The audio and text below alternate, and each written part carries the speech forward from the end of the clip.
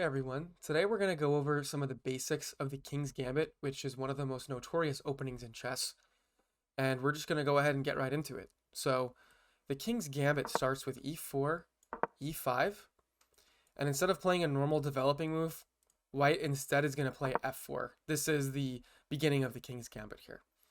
And not only does this give up a pawn temporarily, but it also creates a lot of diagonals here, opens up diagonals that, naturally speaking, black can actually get to these diagonals first before white can. And this leads to potentially dangerous positions for your king. So if you don't know how to play this opening, it could prove to be very fast and very deadly for white here if you don't know what you're doing. So the King's Gambit is one of the oldest openings in chess. It's been around since nobody knows who invented or discovered the opening, but it's been around since like the 16th century. In fact, I'm going to go over the first ever recorded game of the King's Gambit with you at the end of the video. It's a pretty quick game. In the 18th century, 19th century, it was one of the most popular openings in chess, but as chess in general became more figured out, more understood, and there was less of an emphasis on like the romantic play and the dangerous type of play of chess. This opening kind of faded into the background a little bit as we got more modern. I think somewhat ironically, I think that is one great reason why it's useful to learn this opening, because the top players don't play this opening.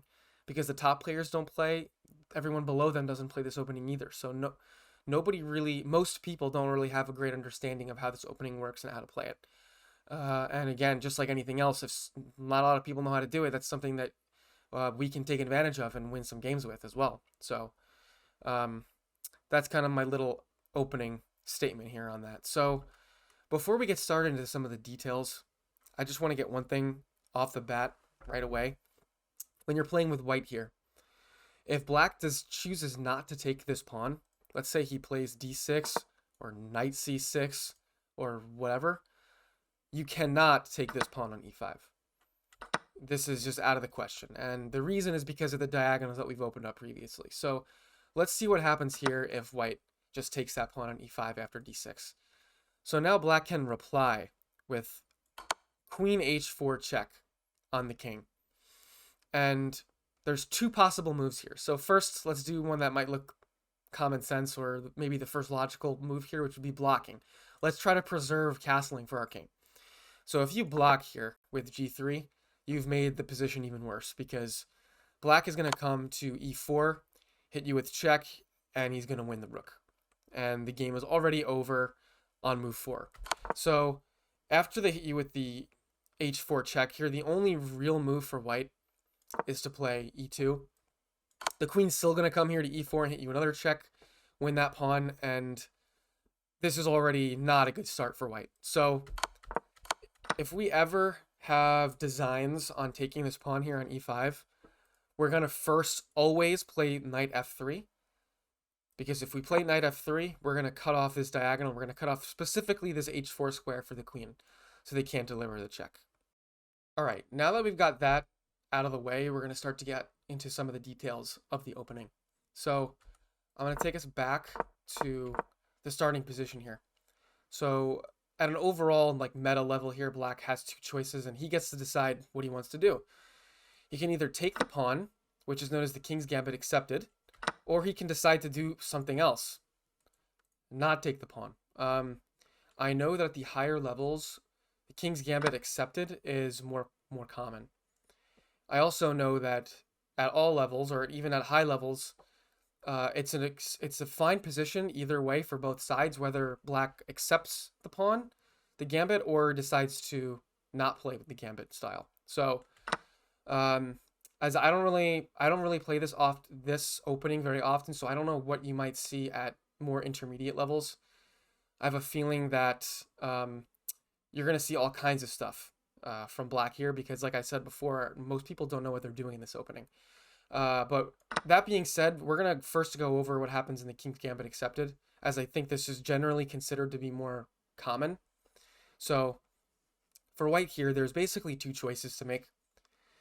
You have to remember that there's still this h4 check for black. So knight to f3 is the most common move for white. But first, we're going to talk about the only other move that's potentially possible here for white. That's an acceptable move, and that's bishop to c4. And bishop to c4 is known as the bishop's gambit opening.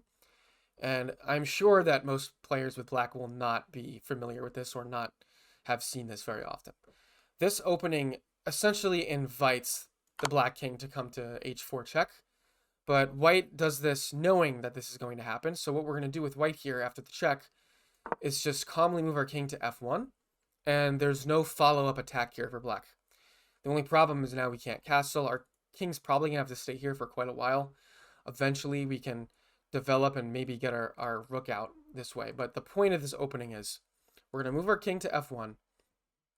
Black's probably going to play some kind of developing move here. Let's just say he plays d6. The next move for white is going to be knight f3. And this develops the knight perfectly, and it also attacks the queen simultaneously. So after the queen retreats, let's say the queen moves back to f6 here, white goes ahead and plays d4, and now we've basically gotten what we've wanted out of this opening. We've gotten a strong center here, and we've developed two of our minor pieces already, at the cost of being able to castle. But this is basically what you should expect from the King's Gambit opening. This is very playable for white, and it offers some advantages here as well. So now that we get that out of the way, we are going to go back to the main line, the most popular move, and that is knight to f3. Again, this prevents the black king from coming here in h4 and delivering check. It develops the knight to the square we want the knight to be on. And as you might know, it's always good to develop a knight typically on a square where there either is no pawn or the pawn has already been pushed in front of the knight. This allows us to move the pawns forward, and it's just a better overall developing square. So knight f3, main line.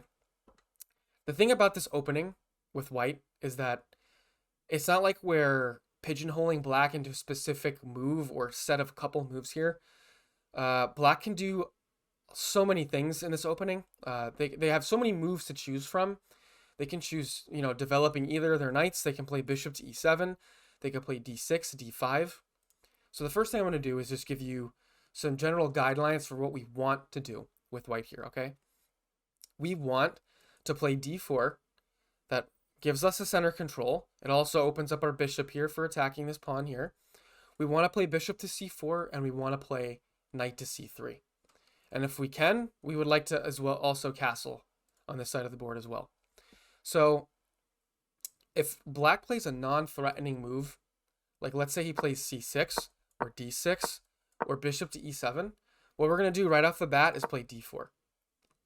And then we're going to continue our development of these minor pieces like we discussed about 30 seconds ago. That's what we want to do. That's where we want to put our pieces.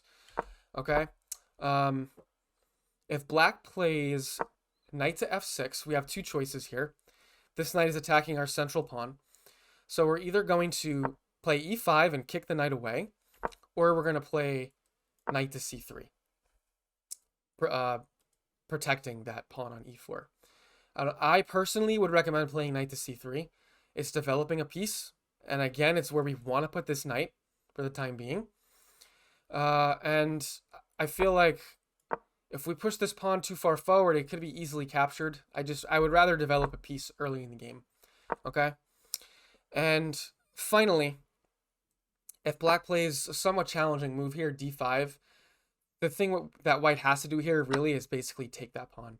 We can't allow black to park a pawn here. So if you see d5, you're going to grab it, and then you're going to continue to develop castle here, etc. Now, if black takes this pawn, we're going to play knight to c3, kicking the queen away, and then we're going to play d4. Okay? So those are some of the basics. So remember, bishop c4, knight c3, d4, castles. That's what we're aiming for. All right, now with all that being said, I have still not shown you guys the main line because there's one more move that black can play, and it actually is the most common move for black. That move is g5. Defending the pawn here, potentially moving that pawn to g4 even one square further, harassing our knight. So there are two main moves for white here. and we're going to go over one of them is h4 and the other is bishop to c4. They both look kind of strange at first. I'm going to talk about bishop c4 first because I think it is the most fun way to play. Definitely the most weird. So we're going to go with bishop c4. Now, if black wants to play normally, black might play bishop to g7 or develop a knight. And in that case, we're going to play d4. We're going to play knight to c3. We're going to do all that stuff that we were talking about, okay, before. But it's very tempting here for black, and it's also very common for black to play g4 here. And now this is where we get into pretty crazy territory with white. The most common move, and what we're going to do here, is totally ignore our knight on f3. Instead, we're going to castle, okay? Black's going to take the knight clearly, and we're going to recapture with the queen here on f3. And the crazy thing about this position is we just sacrificed a knight. But according to the engine, this is a very equal position, and practically speaking, white has a crazy high win rate in these types of games because it's just a very dangerous position for black, and we have a lot of initiative here. So basically, this is called the Muzio Gambit, and you might see that there's a problem for black. Like, let's say this pawn on f4 wasn't here. We have a lot of pieces, heavy pieces bearing down on this f7 square. And this king seems pretty vulnerable here. So I am going to just go through some of the main line here in the Muzio Gambit, just to give you guys an idea of how crazy this opening is, this gambit is. I'm probably going to make another video on this because it's so absolutely insane. So main line here, queen goes to f6 here, kind of protecting these pawns. And main line is e5, giving up another pawn. So we're going to give that pawn up. Now, white's going to play bishop captures on f7 check. This gets the king out in the open here, which is exactly what we want. And then we're going to give up another pawn. So we've given up God knows how much material here. And this is still a very good position, a very dangerous position for black to be playing in. So if this queen takes this pawn here, the main line, bishop to e3. Because this pawn here on f4 is pinned. Cannot capture. If the queen captures, that's just losing because we can take the queen back. This pawn cannot recapture the queen because of the check. So this is basically the starting of the Muzio Gambit position. So really fascinating here, I think. But we're going to go back and we are going to... So we talked about bishop to c4, okay? And now we're going to go through the other main line here for white after seeing g5. And that's h4. Again, seems kind of like a weird move, but this is very solid. It's been played for...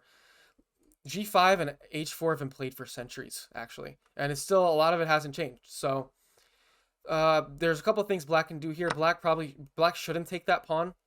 If he does, we're going to go ahead and play d4, bishop c4. We have an easy way to capture both of these pawns and basically have a lot of control over the game from this point forward. So black, if they know what they're doing, they're not going to take this pawn. Instead, they're going to push to g4. And now white has two choices, typically. We're going to play either knight to e5 here. I think this is called the Kieseritzky Gambit. And you'll see that after we play d4 here, and not even before we play d4, we're already double attacking this pawn here. So if black decides to harass the knight here, we're going to go ahead and take that. Okay? Or this is the Algier opening, or Algier Gambit, knight to g5. This is definitely more in line with like the Muzio Gambit here, because what we're actually going to end up doing is, first of all, if black plays f6, this is actually losing for black. So this is a pretty interesting gambit as well. So if black plays f6 here, you're going to take with the queen. And if black takes the knight, you're going to uncover a lot of nasty checks, and you're going to start developing your pieces, and black's going to be in a lot of trouble here. You can either even capture this. So black moves here, you capture, and there's a lot of, there's a lot of dangerous territory here for black. Otherwise, the main line here is for black to play h6, and we're going to take that pawn on f7, getting that king out into the open again. d4, queen captures on g4, another crazy position like the Muzio Gambit. Okay. So that's pretty much it for the King's Gambit accepted. That should cover most of the basics here for white. And Now we're going to talk just a little bit about what happens if black doesn't take this, accept this gambit and take the pawn here. So black has a couple moves. The two most popular moves here is bishop to c5. This is basically like the anti-King's Gambit move. But we're, again, going to be doing what we've already talked about in some of the old, a couple minutes ago with some of the developing moves. We're going to play knight f3. We're going to develop our bishop here. We're going to develop our knight here. And that's kind of like the plan here for white, okay? If bishop c5 comes out. Now, the most challenging move, otherwise, let's say he plays, I think I've talked about this already, but if he plays d6 or whatever, we're going to play knight to f3, we're going to play bishop c4, same stuff. The other challenging move here, if they don't accept it, is d5. And this opens up a whole nother set of, complications and lines and memorization stuff for white. But for now, I'm just going to leave it at this simple piece of advice. We need to take the pawn on d5. So take the pawn. If black takes the pawn here, we're going to play knight f3. We're going to play bishop c4. If black takes the pawn this way with the queen, we're going to play knight to c3. We're going to play knight f3, etc. So in a lot of the lines, you're doing some of the same things here. But it's important to memorize some of this stuff if you're going to play this opening. Okay? So I think that's pretty much covers the basics of the King's Gambit pretty well. Let me know if you guys have any questions in the comments. And as I promised, I'm going to show you guys the first ever recorded game using the King's Gambit from the 16th century. And actually, Roy Lopez was playing with the white pieces. The same Roy Lopez who invented the Roy Lopez opening, which is e4, e5, bishop to b5 here, Roy Lopez opening. This guy also could have invented the King's Gambit opening. So I guess we should be lucky that they didn't call the King's Gambit the Roy Lopez too. So anyways, we are going to get started now with this first ever King's Gambit game. e4, e5, f4, King's Gambit. And black played d6, which is pretty passive response. You don't see it as often anymore because it's not quite as good for black. Okay, so Roy Lopez plays c4, black plays c6, and then we got the knight f3. So those normal developing moves in the King's Gambit.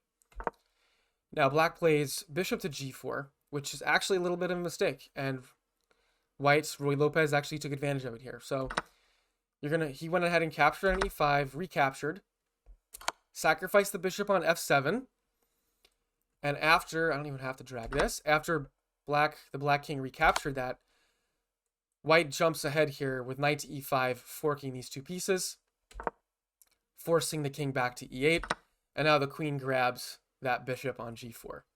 And this already, clearly isn't a great position for white, or for black, excuse me. But after knight f6, the game, that's kind of like the nail in the coffin here. So he plays queen to e6 check. Black blocks with the queen, and then we rotate the queen over to c8. And after this trade here, white played knight to f7, forking the king and the rook, and black resigned in this position. So that was the first ever King's Gambit game. Hope you guys enjoyed that. Hopefully you guys play some games that look just like this. And thanks for watching.